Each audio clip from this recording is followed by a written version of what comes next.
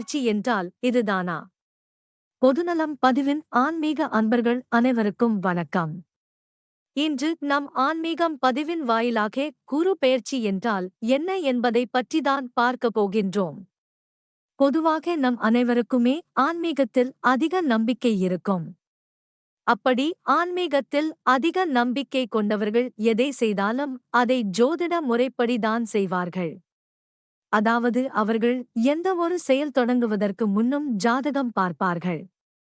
சரி, அதுபோல ஜோதிட சாஸ்திரத்தில் குரு பெயர்ச்சி என்பதும் இடம்பெறும்.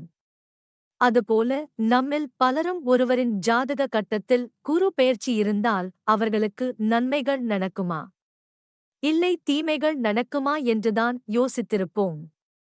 ஆனால் குரு பெயர்ச்சி என்றால் என்னவென்று நம்மில் பலருக்கும் தெரிந்திருக்க வாய்ப்பில்லை. அதனால் குரு பெயர்ச்சி என்றால் என்னவென்று நம் பதிவின் வாயிலாக தெரிந்து கொள்ளலாம் வாங்க. பொதுவாக ஜோதிட சாஸ்திரங்களின் படி கிரகங்கள் ஒரு ராசியில் இருந்து இன்னொரு ராசிக்கு பெயர்ச்சி ஆகிறது. இப்படி ஒரு ராசியில் இருந்து மற்றொரு ராசிக்கு பெயர்ச்சி ஆகும்போது ஒவ்வொரு ராசிக்கும் நன்மைகள் மற்றும் தீமைகள் உருவாகின்றன. சரி, வாழும் இவ்வுலகை ஆன்மீக பூமியாக அடையாளப்படுத்துவது குரு என்ற வார்த்தைதான். குரு பகவானை நாம் அனைவருமே வணங்கியிருப்போம். அவ்வளவு ஏன் கோவிந்தன் கைவிட்டாலும் பிழைத்து கொள்ளலாம், ஆனால் குரு கைவிட்டால் பிழைக்க வழியே இல்லை என்று கபீர்தாசர் கூறியிருக்கிறார்.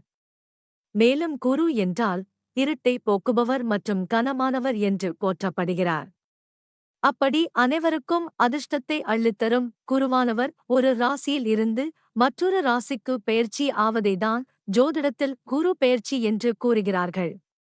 மேலும் ஜோதிடத்தில் குருதான் அதிர்ஷ்டமான கிரகம் என்று சொல்கிறார்கள். அது மட்டுமில்லாமல் நல்ல அதிர்ஷ்டம், ஆரோக்கியம் மற்றும் நிறைந்த செல்வம் ஆகியவற்றை நிறைவாகத் தரும் கிரகமாக குரு பகவான் இருக்கிறார். அதுபோல ஒருவருடைய ஜாதகத்தில் எந்த தோஷம் இருந்தாலும் அந்த ஜாதகத்தில் குரு பார்வை பட்டால் அந்த தோஷம் நீங்கும் என்று சொல்வார்கள். அதாவது ஒருவருக்கு திருமணத்தில் தடை இருந்தால் குரு பார்வை படும்போது தடை நீங்கி உடனே திருமணம் நடக்கும். ஜாதகத்தின் விதியையும் மாற்றும் வல்லமை குரு பகவானுக்கு மட்டுமே உள்ளது. அதனால்தான் ஒரு ராசிக்கு குரு பெயர்ச்சி வந்தால் பல நன்மைகள் நடக்கிறது.